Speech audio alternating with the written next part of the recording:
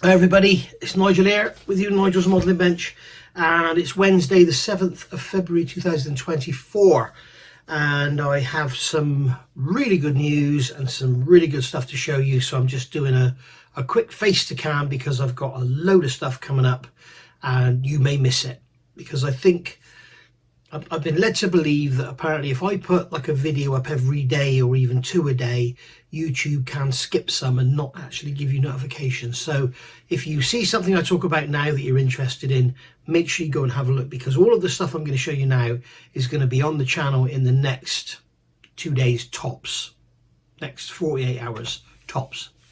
So other than the B17, which comes out on Friday, which is nearly 48 hours, isn't it?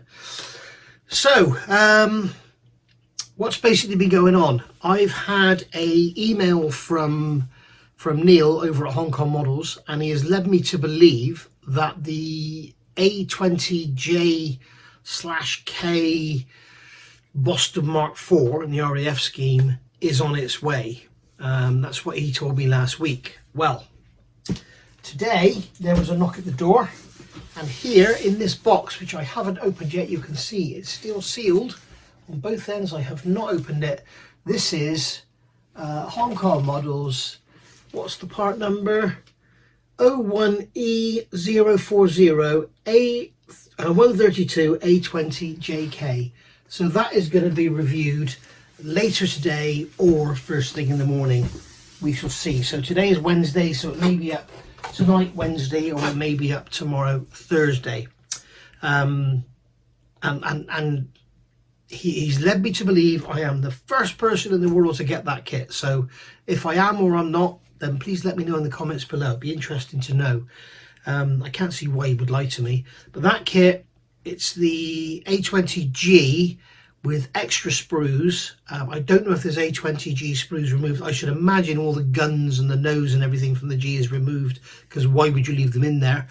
But then looking at that, we look at these two B17s here, that one there and that one there. There we go. When you look at those two, they got so much stuff in them, it's untrue what you can build out of those. So we shall see.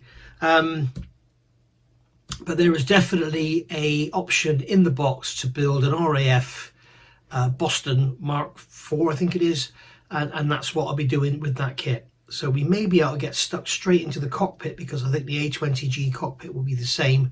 Basically, an A20JK is an A20G update, and an A20LM or something is a H, or maybe it's an earlier one of them. But basically it's just a G with a glass nose fitted, and it was to get better bomb aiming, so that they could have one aircraft in front of 10 or 20 others, and then the lead aircraft would pick up on the bomb site and tell them when to drop their bombs.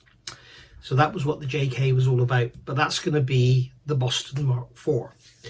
I also have coming, which I'm going to do today, Lancaster Bomber from Hachette, part number 6. I've actually bought this again from my supermarket, and I think this will be the last one I buy, because as some of you will know, Hachette has agreed to sponsor the channel and supply me with a complete build in monthly packs.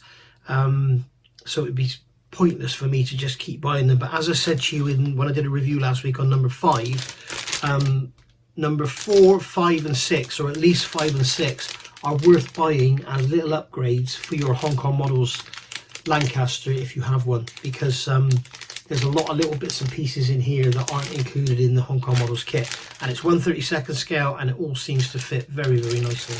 So we'll have a look at that later on today. I've also got a brand new book from Wing Leader, which I haven't even opened yet. I believe it's the Typhoon. I think it's going to be 26, is it, or 27? So we'll have a look at that as well at some point. And obviously I want to get the A20J looked at as well. So I'm a little bit behind with my reviews, because as you know, I've had this horrible cold which has affected my voice, so I've not been able to sort of pump too much stuff out, because it's made me groggy. I had a new tool come from Rebel Hobby, Rebel Hobby are the company that makes these clamps that you all ask about. So they've got a new tool on the market and they've sent it to me and it was faulty. So I don't know what's going to happen there. I've emailed them and said, you've sent me this tool and it's faulty. And they were like, ooh, okay, sorry about that. We thought there might be something wrong because we noticed blah, blah, blah. So I will let you know going forward what's going on there. But Rebel Hobby are very, very busy making those clamps. Those clamps are brilliant. I've had them for probably 3 years now. Go back and look at when I reviewed them. Never had a problem with them. The only problem I have, haven't had a problem. The only problem I've had is the double-sided tape on the foam backing tends to let go. If you're trying to clamp them on an angle, it tends to slowly pull the foam off. So, but that's to be expected with anything that's made that way. So yeah, we got that. The other bit of good news, a lot of you have been messaging me and telling me about the Edward collaboration with Hong Kong Models, and they're bringing out a 1/48 scale B17F, or maybe an E as well, using the Hong Kong Models plastic. So as you know, I speak to Edward, I tell them about errors and issues and this, that and the other, and they generally act upon them. I've been speaking to Edward this week on another issue, which you will find out about quite soon.